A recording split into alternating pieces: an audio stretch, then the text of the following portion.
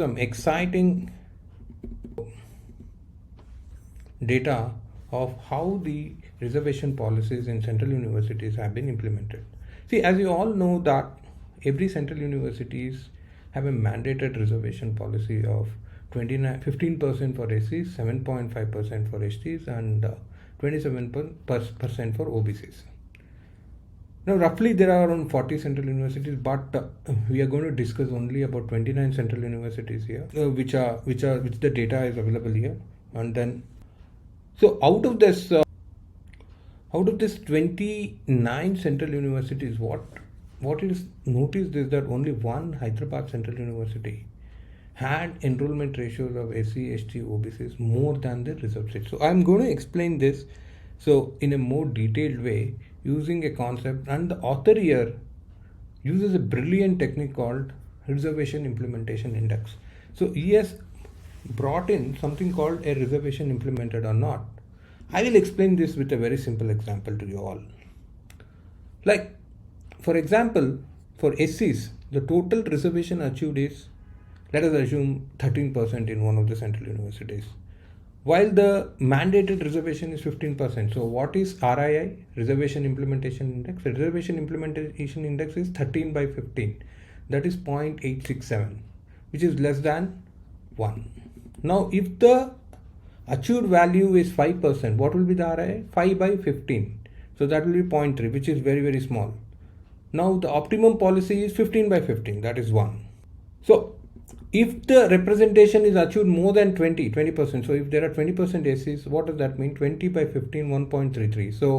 So what we got was, for every category, we can get a reservation implementation index. Similarly, we can compute a reservation implementation index for STs. We can compute a reservation implementation index for OBCs. So this is what the author has done, and this is how he has computed SC quota, ST quota, OBC quota. So now the reservation implementation index is taken as a geometric mean of all this indicator value. So there is a slight debate on why arithmetic mean and geometric mean, which is better.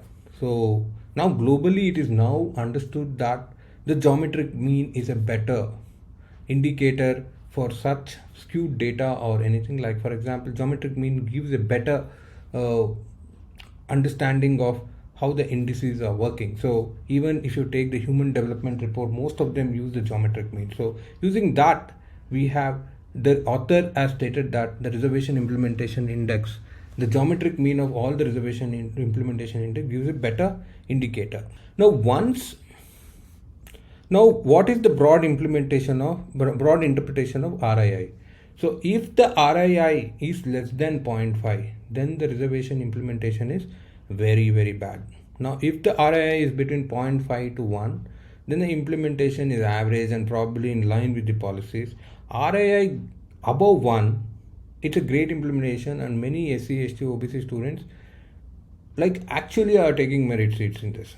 Now, out of 29 central universities, it is very clear that I already discussed that around 17 central universities were not able to fill up the entire reserved seats. But however, we are going to give the data for all the central universities and do a detailed comparison. The author has done a great work here, and then I have to tell you that he has taken the data from 2015 to 2019 and computed for all the central universities. So here you can see that the RII for 15, 16, 17, 18, 19 is computed. Then the average of it is taken for every, that is called the composite reservation implementation index. Now, once the composite reservation implementation index is done, then the entire averaging is done for all the universities, and then you can see finally that around 0.857 is the composite reservation implementation index. What does that mean? It means that 85.7% of the seats were filled, the reserved seats were filled, and 14.3% remained vacant. So this number may be alarming to you all, but what I am telling you, but we should see the improvement here, because see, in 2015 this was around 79.1, and it has improved to 90.8%. So what we are seeing is that the issue of seats going vacant is actually coming down.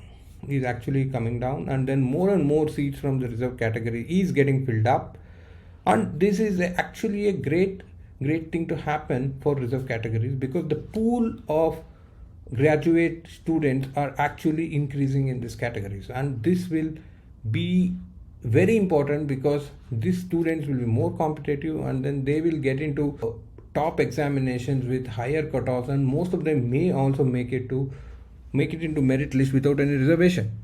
So this is one important thing which is coming out of this.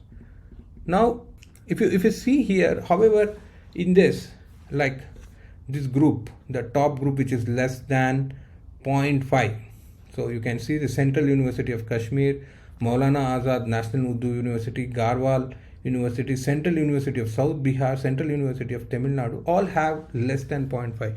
I was really surprised about Central University of Tamil Nadu, because Tamil Nadu has a reservation policy of 69%.